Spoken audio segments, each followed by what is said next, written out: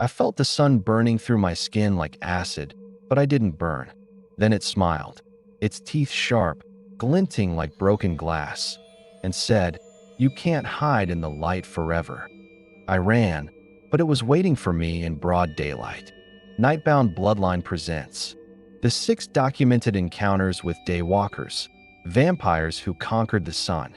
What you're about to hear is not some fiction spun after a midnight haze. These are 6 chilling testimonies from people who came face to face with vampires, creatures of the night who have shattered the most fundamental law of their kind. They walk in the sun. They live, they hunt, and they terrify. Each story is a first-person account, verified where possible, but all share one undeniable truth. These are no ordinary beings. Once you step into their world, you'll question everything you thought you knew about monsters, because some shadows refuse to vanish when the dawn breaks. Encounter 1. The Sunlit Predator. My name's Mark, 38. I'm a construction foreman living just outside Phoenix, Arizona. I don't believe in ghost stories or those creepy urban legends you hear around campfires. I am very much a see it to believe it kind of guy. I've worked outside all my life, seen all kinds of wildlife, hazards, even a few fights, but nothing prepared me for this. It was mid-July, a blistering afternoon with the sun relentless against the pale desert sky. The heat shimmered off concrete, and the air smelled dry, like burning earth and dust. On lunch break, I was wandering near an abandoned rail yard where no one should be. Just me, the glaring sun, and the scattered debris. That's when I noticed something odd, a flicker of movement, even under the noonday sun. The shadows felt wrong, like the heat was bending around this figure, not bothering it at all. Then I heard it, a low growl, unnatural, like something not quite animal. It was behind the rusted train car about 50 feet from me. I turned, slowly. What I saw froze my blood. It stood nearly 7 feet tall, upright like a man, but with the sinister grace of a predator. Its skin looked pale, almost translucent, but unlike any human I'd ever seen. It shimmered faintly in the sun, like polished stone catching light. Its eyes were a weird silver, reflecting no emotion but pure, lethal intent. The teeth gleamed sharper than a wolf's, elongated and perfect. Its hair was dark but slicked back tightly, not messy like a wild animal. It wasn't just a wolf or a bear, it was something else, something ancient. The way it moved was fluid, silent, like a shadow that gained weight. For a terrifying moment, it locked eyes with me. I swear it smiled, if monsters can smile. It began to stalk me, pacing in that unnatural stillness of the desert heat as if to toy with a trap. The air was thick with a dank smell, something metallic and rotten. I backed away, heart hammering so loud it drowned out the distant noise of the city. It followed. I ran, not daring to look back until I reached the safety of my truck. Even then, I could feel its gaze burning into me. I'm not crazy. What I saw was real. I never went back near that rail yard. Encounter 2. The Daywalker in the park. My name's Lisa, 27, and I'm a park ranger up in the northern woods of Maine. I'm practical, no nonsense. Never been one for supernatural BS. If you asked me a year ago if vampires could walk in daylight, I would have laughed you out of the room. It was early spring, the kind where the thaw is just beginning and the forest is still holding onto the cold. The light was pale, the kind that barely warms your skin, filtered through thinning clouds. I was making my usual afternoon patrol along a rarely visited trail near Moose Lake. Quiet, peaceful. The scent of wet pine and muddy earth filled the air. Then it hit me, a chill, totally out of place for the season. A sudden silence fell, like the forest was holding its breath. No birds, no rustling leaves, nothing but this heavy stillness. I caught movement out of the corner of my eye. At first, I thought it was an animal, maybe a big cat, but then it stepped into full view, standing upright, unervingly human in shape, but wrong in every way. She was tall, nearly 6'2", lean yet muscular. Her skin was an icy pale that almost shimmered like fractured glass in the faint light. Her eyes, they weren't brown or green. They were a piercing, unnatural blue that seemed to glow faintly. Her hair was long and dark, but it looked wet, as if perpetually drenched. Even stranger, despite the drizzling rain, she seemed completely dry. No droplets clung to her skin or clothes. I froze. She moved with this eerie precision, like a cat stalking prey in slow motion. The way she looked at me was knowing, like she could see through me. Then she spoke, voice low, calm, and chilling. "You don't have to be afraid." I wanted to run, but my feet wouldn't budge. She took a single step forward and then vanished, as if folding into the mist. After that day, I spent hours researching local legends, but nothing fit what I'd seen. This wasn't some lost hiker or mental case. It was something else. I still patrol those woods, but I always wear a crucifix now. Encounter 3. No shadow at noon. My name's David. I'm 43, a delivery driver in southern Spain. Normally, I'm all about facts and logic, no time for fairy tales. One blistering June afternoon, I was driving through a small village near the coast when traffic stopped dead. People were pointing towards the main square. There, in broad daylight, stood a man. Well, something that looked like one. He was dressed elegantly, black suit pressed, eyes hidden behind dark glasses. Odd part, he cast no shadow. None.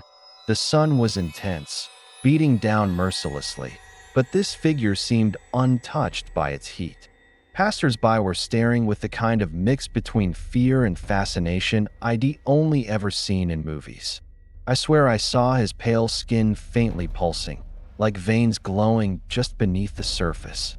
As I watched, he turned his head slowly, revealing a mouth full of razor-sharp teeth. And then he smiled. People backed away. The air grew colder, even in the glaring sun. I can still feel that chill. Authorities never found out who he was or where he came from. The man without a shadow simply disappeared. I know what I saw, and it wasn't human. Encounter 4. The market's reflection. My name's Hannah, 34, a florist in Prague. I'm practical, down to earth. I don't deal with superstitions, not in this modern world. But what I saw one late morning in the Old Town Market still haunts me. It was just before noon, a bright, crisp day in early autumn. The sun shone strong, lighting the cobblestones with a golden hue. The smells of fresh bread and roasting chestnuts filled the air. The market was alive with vendors shouting prices and tourists snapping photos. I noticed him near a stall selling antique jewelry, a man dressed elegantly in dark clothing, standing perfectly still. I caught his reflection in a nearby window, but there was something wrong about it. His reflection was delayed. It moved a fraction of a second after he did, like a broken mirror struggling to keep up. When I stared directly at him, his face looked pale, almost waxen, but with eyes so dark and deep they seemed like black holes. He turned slowly and looked at me. Not a smile, but a knowing smirk, like he held secrets no one else did. Suddenly, a strange sensation washed over me, a coldness despite the sun, like standing inside a freezer. The shadows around him seemed thicker, darker. Without even thinking, I stepped back, bumping into a wooden stall, and when I forced myself to look again, he was gone. No crowd, no trace. I never told anyone, assuming it was my imagination or those old vampire stories that sound silly. But I know what I saw.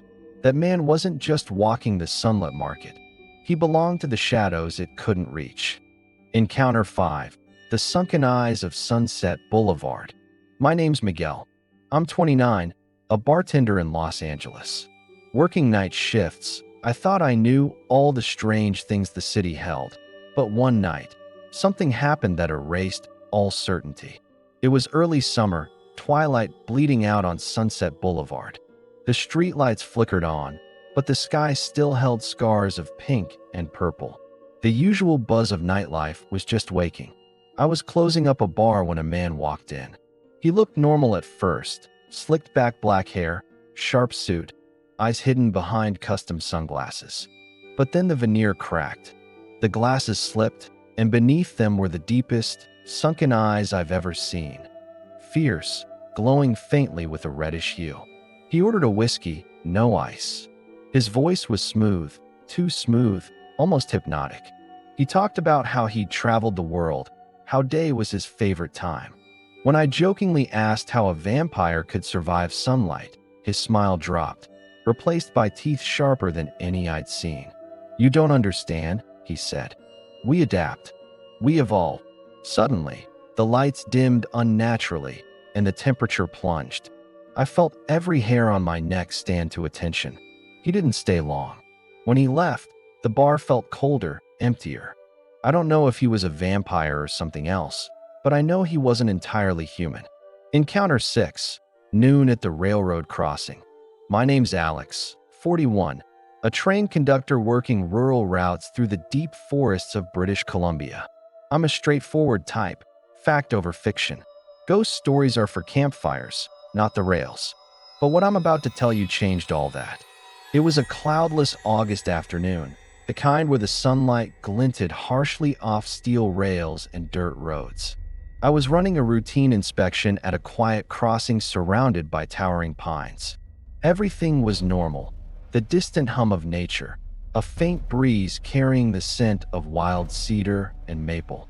Then I saw it, a man standing by the crossing gate. But not just any man. His skin was pale as marble, catching the sun's rays like he was glowing from within.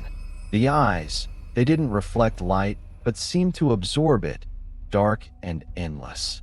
He wore an old-fashioned suit, threadbare but clean, like from another century. No hat, no smile, just an eerie stillness. What chilled me wasn't he, just his appearance, but the way the air around him seemed to freeze. At first, I thought he was waiting for the train, but then his head snapped sharply to mine with a predator's focus. He didn't blink. Without warning, he moved with unnatural speed and precision, crossing the tracks in a blur, disappearing into the woods like mist. I stood rooted in place, heart pounding. That day, the sunlight felt colder, not warmer.